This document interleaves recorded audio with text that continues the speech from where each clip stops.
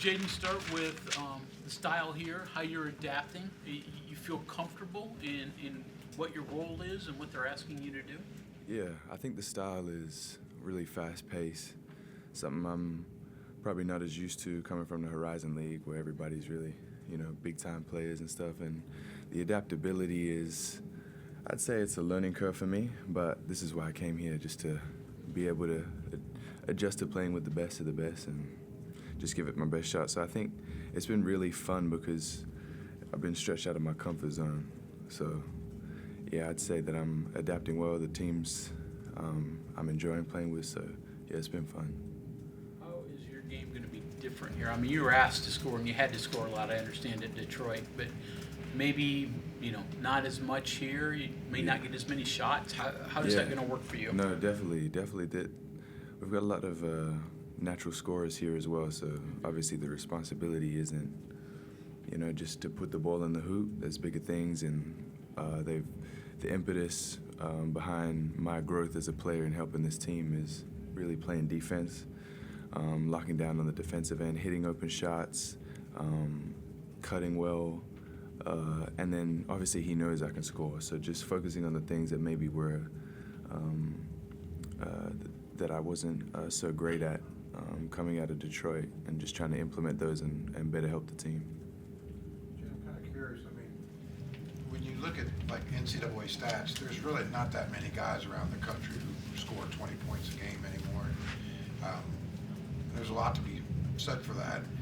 I think there's also a lot to be said for a guy who walks out of a situation like that and goes to a place that might be bigger and more challenging. I mean, there's certainly both sides to that story. I just, kind of, what was your thought process? You could have stayed and been a star at another place. Yeah, I think for me in life, you always want to challenge yourself and to take risks, but healthy risks. So for me, I wanted to just really have a go at being in the best possible spot that I could be, and this is a Power 5 school. So I think that I completed, in my headspace was like I completed everything I wanted to at Detroit. Like I just wanted to see whether I could kind of, go and have a kind of a freedom on the offensive end, which I didn't have at Grand Canyon. So I just wanted to, so I kind of ticked that box, and then it was like, okay, on to the next. And so obviously here it's like a major adjustment because the team's, the team's back isn't on my shoulders. So it's been different. It's been a challenge some days where I just think to myself, man, like, did I make the right decision? But then that's obviously looking inwardly. But my scope has kind of been like, okay, well then how do I now adjust to a player, propelling winning? So like I think that's the next step for me is like, okay, now how do I be a winner? Because everyone knows I could probably score, I can do this. So how do I do the little intangibles to help a collective goal to win? The interesting with that is probably everyone on this roster, because everyone's so new, they're probably all saying the same thing, is how can we all come together and win? Yeah, definitely. I think sometimes I look around and I see the guys and I'm thinking like, man, there's no way I'm here. Like honestly, like even though I had the ability to have a freedom under Coach Davis at Detroit, which I'm so grateful for him for, and that kind of played into me leaving as well because he left. But sometimes like I go home and I call my mom up back home and I'm just like, Mom, it's crazy, that I'm here. Honestly, I'm so humbled by being here because the guys are so great. And it's just a way different league, and the exceptionability of the guys is just amazing. So yeah, I'm just thankful. So tomorrow night, bigger arena, brighter lights. What will that mean? Yeah, it's gonna be weird because like usually when Detroit played against a high major team like this, it was the fans against us, and now the fans are kind of pulling for. I'm with the fan base, so it's gonna be different. But I mean, I think it's cool. It's like it's. I've been here in college for like 4 to 5 years, so I'm pretty much used to it. So hopefully there'll be some nerves for sure, as there is with anybody who's beginning, the season and starting it out just for the team, and you've got nerves but it's gonna be fun. It's gonna be good. Jayden, this is probably a really dumb question, but I'm just curious, like, what was last season like for you guys carrying around that zero for so long? I mean, you get one, and that had to feel good. Man, it's just one, right? It was rough. It was rough, honestly, because when you're like the main player of the team, it's transfixed onto, okay, what's he doing? You know, like this is really on him. You're the scapegoat behind, you know, everything that's not happening, or what's not happening. Is it the coach? Is it him? And the coach is, you know, kind of going back and forth and saying, well, the players are not doing it. Like there was a lot of things that were happening in the locker room where we had a lot of injuries, and pretty much we had like a starting 5 set, but they were out due to academic ineligibility or you know, they got injured, so it was like hard. So we were pretty much playing with the bench 5 as the starting 5 besides myself. So that was different, and I just think it was a roller coaster. But if I'm gonna be completely honest, I probably was thinking more individual based, like how do I recover from, because I was ineligible halfway through the season prior to that, my junior year. So I was like, how do I be present in every practice, in every game, and just try to show up. So I just tried to show up, and I don't think I took as much time focusing on leadership, and because I think that those qualities were kind of beset on me, and it was new for me, and I had a lot of growing pains. How do I talk to the guys when I'm really quiet as a person and things like that? Because they would kind of look to me, and I'd just like, let me show you through my game. But that was, yeah, it's easier said than done. But yeah, no, it was difficult for sure. You got the one win. Yeah. Major achievement, minor achievement too, I understand, but just a huge relief.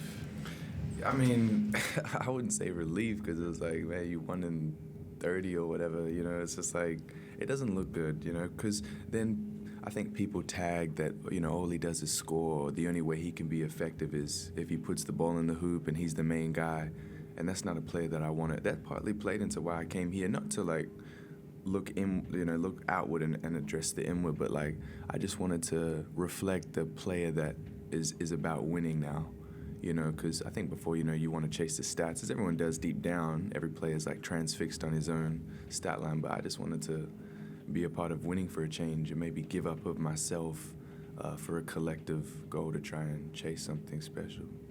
This team has been assembled not only from across the U.S., but from around the world, so many different backgrounds. Do you all try to learn about each other's, you know, home countries, the place you all came from? Yeah. Does that help you all, you know, get to know, kind of mesh a little bit? Yeah, and this is probably in college speaking, since I've been in the U.S., this has probably been the most diverse team I've been on.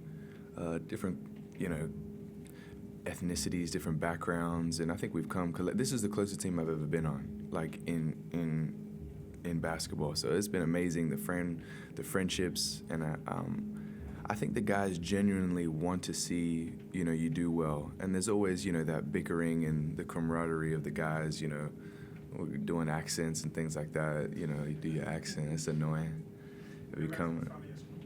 I'd say Eduardo, the guy that you just saw. Me and him, just because he's a pommy. They're not cool, you know. They're not good. Australia's the best. But yeah, I think that's cool. I would have liked to have an Aussie on the team for a change, but nah, it's all good. They're better than anything I could have gotten. So yeah. People say you learn from losing. Do you think that's true? I think you learn from what you want to learn from.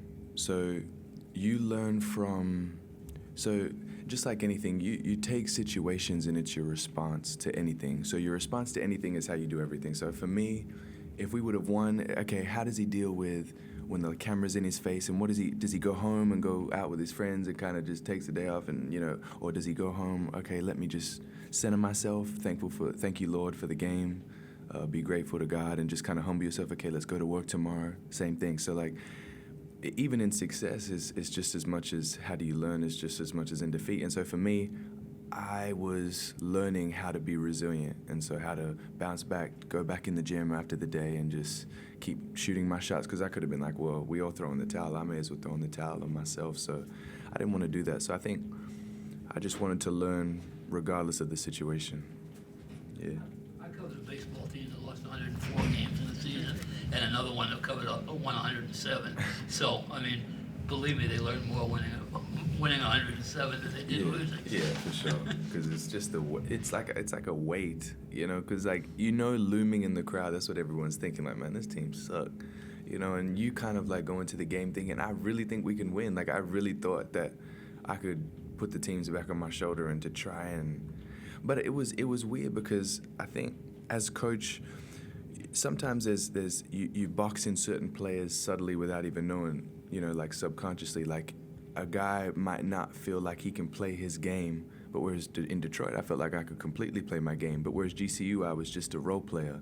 And some people were like, man, what happened? But it was just the opportunity widened and I just seized it. I think like any player in our team could be the guy, but it's just, it's each player giving little piece by piece to the team. So. It'd be important for you to win this year, though.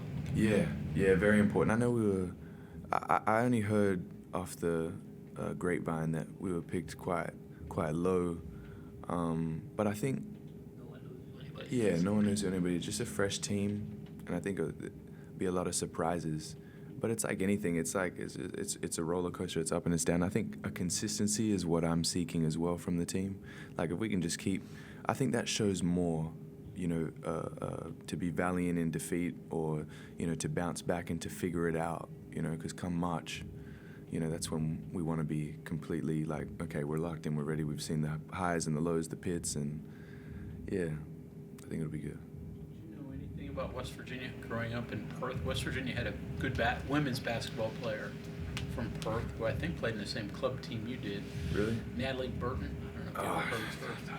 But she'd be older than remember, you. yeah. So, but did you have any knowledge? And how weird is your path that is taking you to all this? Yeah, it's been crazy, but I didn't really know about like college basketball. I knew about North Carolina because of Michael Jordan, but like in Australia, there's not really. I mean, college basketball was like a huge thing, but it's like almost, it's esoteric. It's like it's not something that basketball players think they can attain.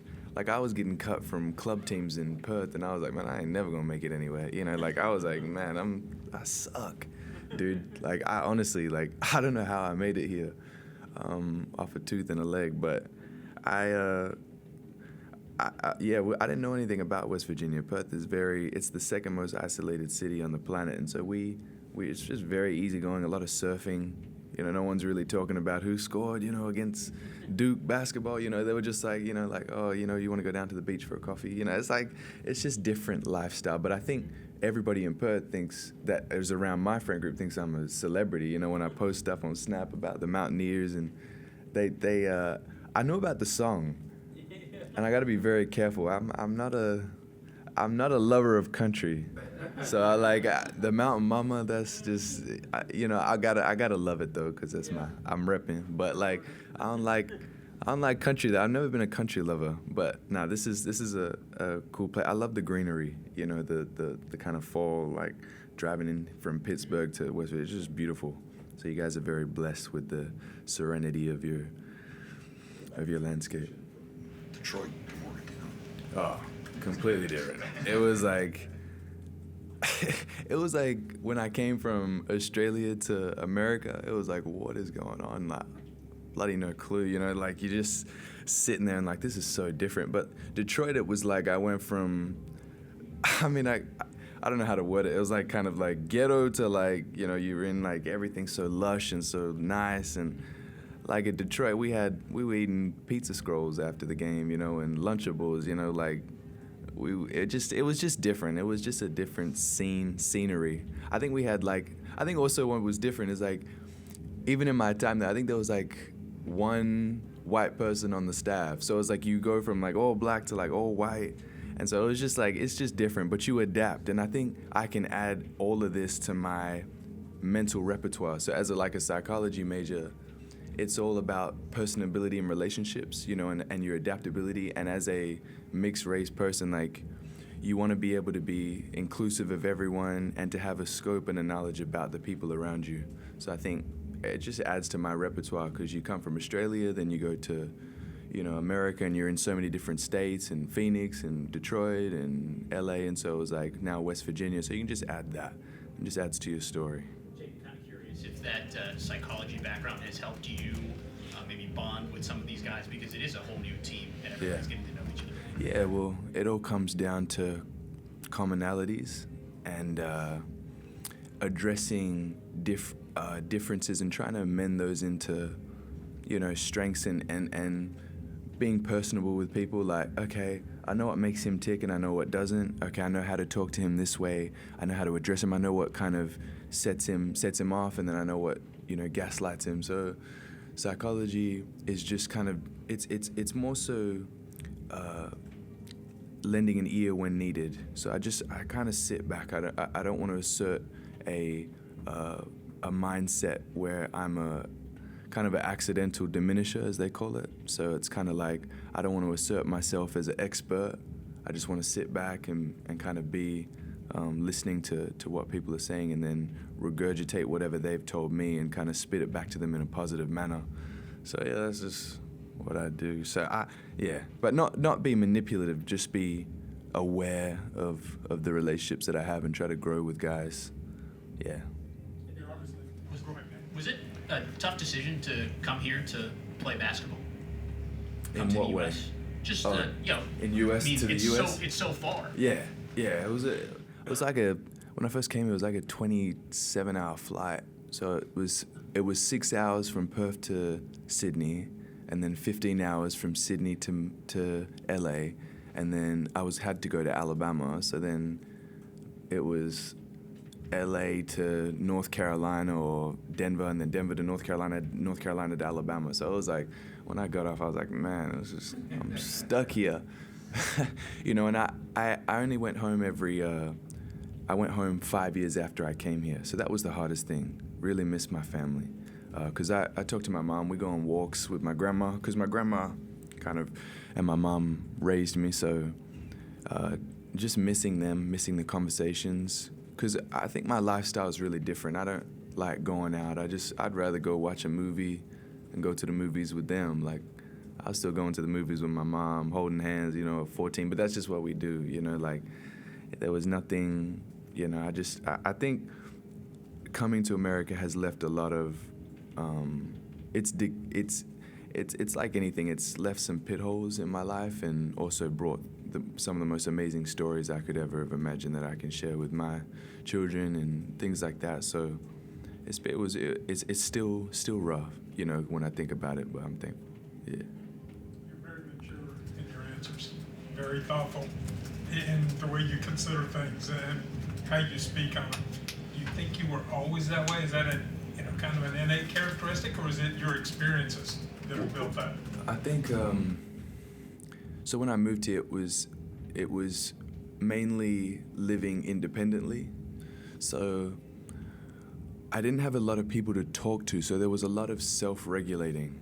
So I had to learn how to talk to myself, not like a creep, but like, yeah, because my sisters used to get on me like, you gotta be a creep talking to yourself. But I was just self-regulating, but I'd verbalize it because I didn't have a father or like my mother in the physical to like, Jayden, come on. After a game, like, it's okay, keep your head up, you can do this. Or, okay, like, you've got nothing to do today. How do I still be productive without being idle? Okay, come on, you need to pray today. Okay, you need to open your word. So it was just, I think that it just grew and it grew and it grew, and I still make so many mistakes. And that's the hardest thing, is like, the mistakes I've made have not been because of a knowledge that I have and then I'm unable to implement. It's just sometimes you just don't know. Like, who knows how to move at 14, 15 years old by yourself on the other side of the planet and then adjust to adult living? Because I had to organize the camps that I would go to, money that I would save from working or doing different things. And then like, okay, I gotta, I'm in LA, and then I've got to call my, friend up to see whether I can stay at his house, and you're house hopping, and then you stay with family in Alabama for a little bit, and then you're in Wichita. I got a little piece of my heart in every spot, but it was difficult because you don't feel home anywhere. I feel like, oh man, I'm only going to be in Morgantown for, a couple months, till the season ends, and then I'll be shipped off somewhere else, or I might go home, or, you never know. But I've been so many different places. I'm just kind of like, I just want to stay in one spot. But I know that's not the nature of basketball. You got to be all out and everywhere. But yeah. Jayden, this sounds difficult. Why did you come overseas? Like, it's a whole lot for you. Turns out okay, but. Yeah, I honestly think I had a conversation with my mom about this. I'll be careful with my answer, because I don't think like people think I just hate basketball. Like, I love it. I'm so thankful to be here. But I was thinking, like, would I have ended up in the same place if I would have stayed till I was, done with my senior year of high school? Like, did I had to leave that early? And I'm not sure, but who knows, like, if I would have taken something away, would something have changed? But I don't think I would have changed, but I think there's still a lot of things, like cobwebs, that I need to address, like, like with being alone or different things like that I've had to work through, or the depression or anxiety, things like that, or losing people, like lost my father figure, to cancer, and then you just have to address that on your own, or like spending multiple Christmases by yourself, or birthdays, no one to really talk to, because it's like a different time zone in Australia, so it's just hard to talk to them all the time. But no, I came over because I wanted to chase a dream. I wanted to chase something. That's the primal thing of our human existence. We just want to go after something, and when you're determined, you don't look back. So I told my mom literally, I think 2 days before or something like that, I was like, I'm going to America and I'm getting the ticket, and I probably won't be seeing you for a long time. And she was a bit sad. My sister too was a bit incongruent with the whole idea of me leaving. Thought I was too young. They still think I was too young to leave, which I probably agree, but no, it worked out in the end because I'm here, so yeah. And then, psychology, has it always been an interest of yours? Is that something you grew into due to your, like you said, a lot of your interests? I don't know. I think I just know how to, like, talk to people, I think, like, plus I've heard I've got a pretty soothing voice, so they tell me, like, man, you should be a psychologist, you could be a therapist.